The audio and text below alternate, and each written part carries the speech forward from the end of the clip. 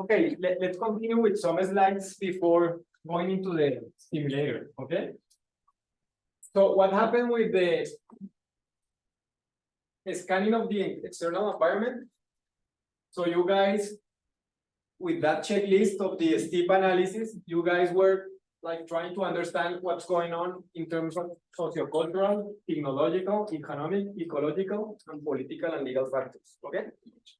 And you guys are going to try to understand what is the impact of those variables, yes, in your like stockholders, stakeholders, okay? So how these forces are going to influence the community, okay? How those forces are going to impact the markets, how those forces are going to impact my competition, okay? What about my supplier? Yes, those forces, how can affect my supplier, okay?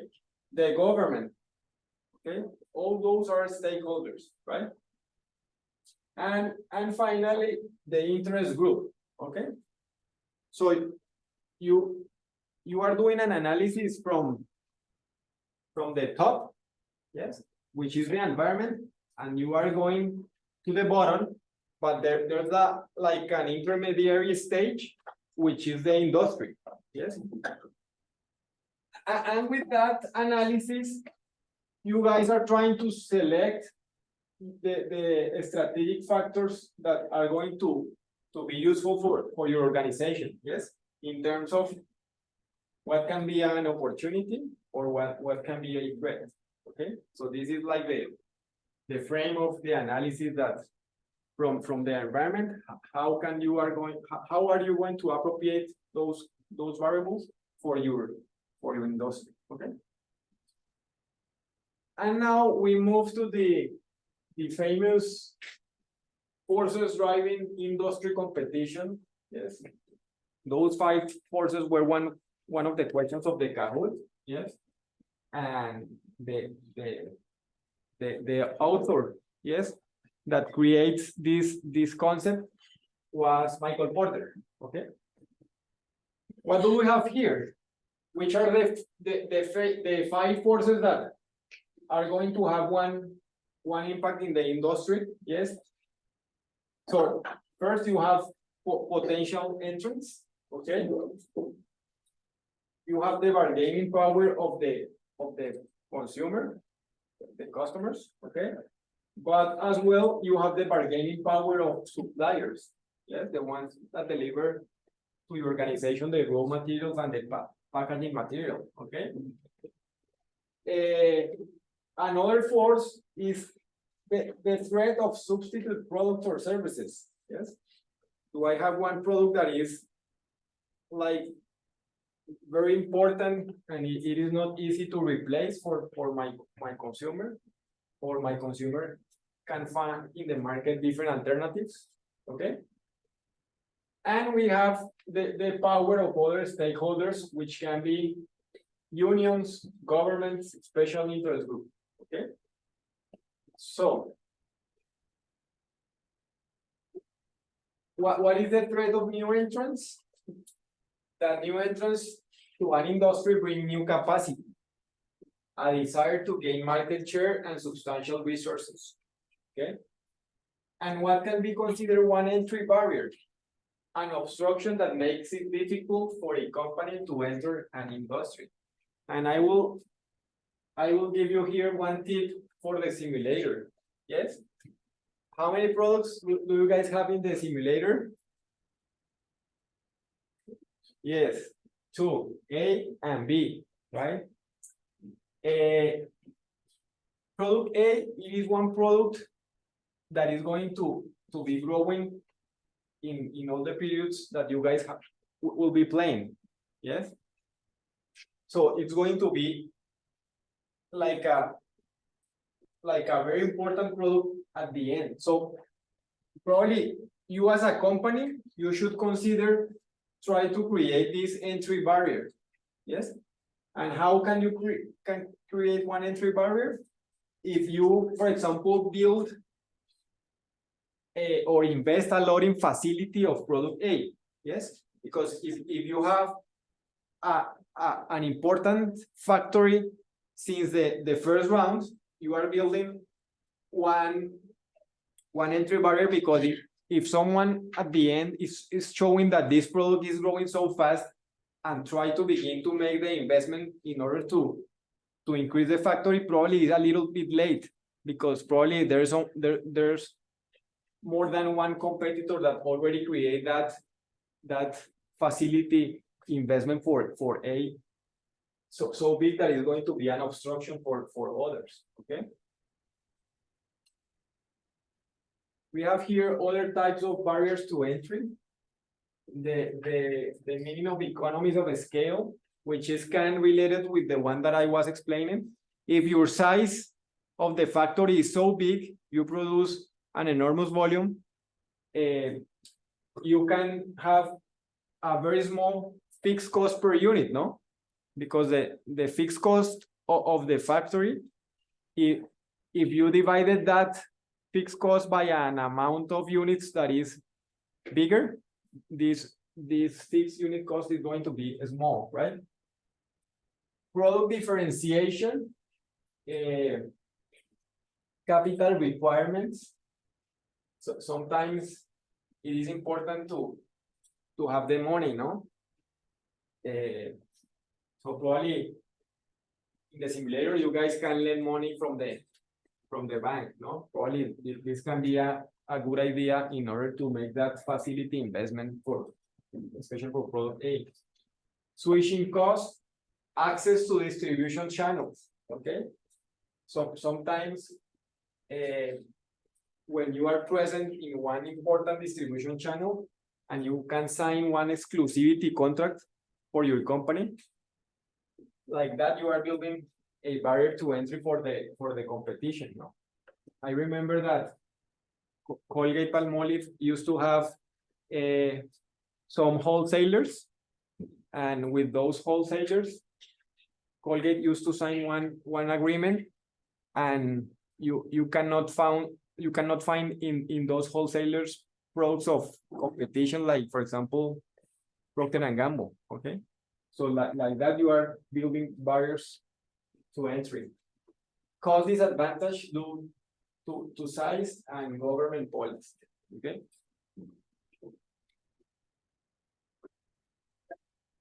So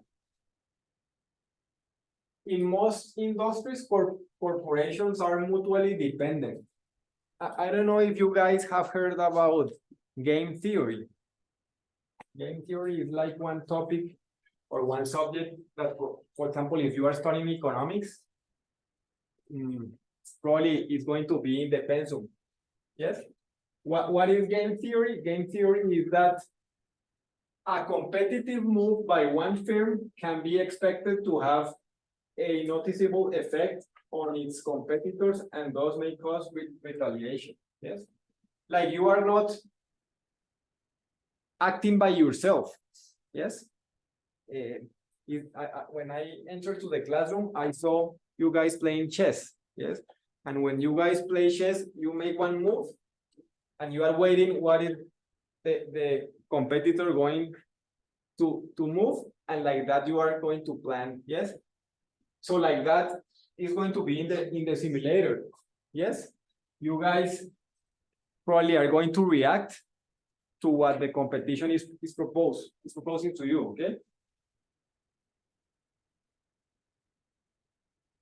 Here are some elements that can like give us some advice of how strong is going to be the competition between the existing firms. Number of competitors. Yes, so you guys are going to compete with 5 other companies, no? Each universe has six companies. The rate of industry growth, okay? Remember that product B, it is not going to grow so much.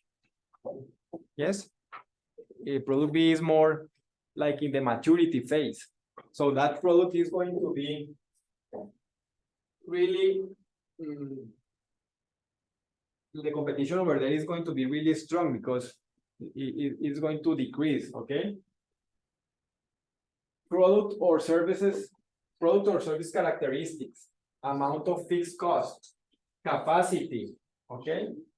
If you guys follow my advice of build since the beginning that entry barrier for facility of product A, you are going to create a tougher and harder competition, right?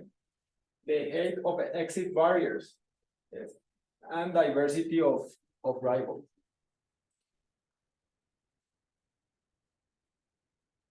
Finally, what is a substitute product?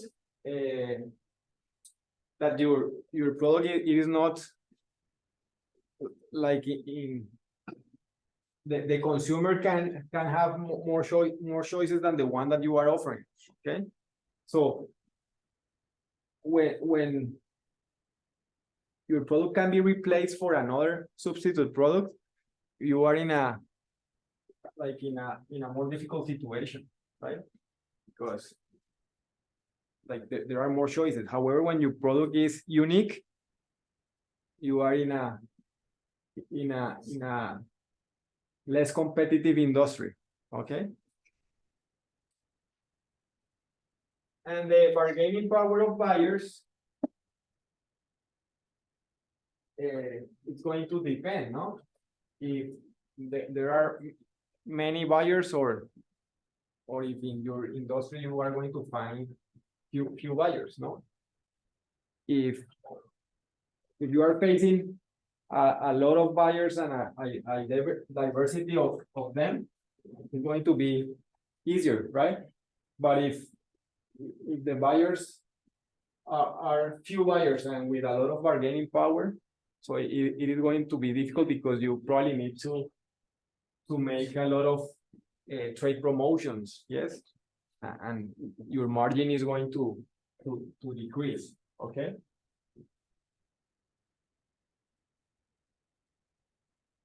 And the bargaining power of suppliers, in the simulator you don't have choices, yes, but in the real world, what is going on is that one company try to have at least two or more suppliers in order to avoid to have that dependence, no?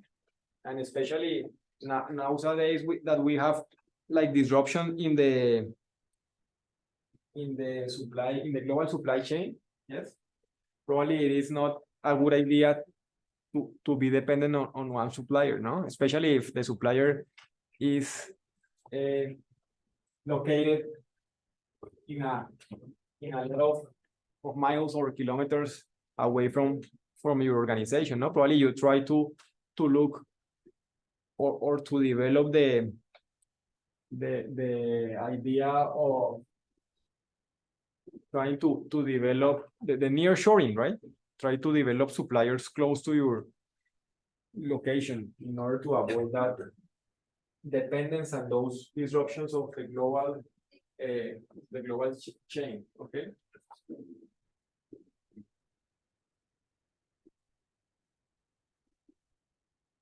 Okay.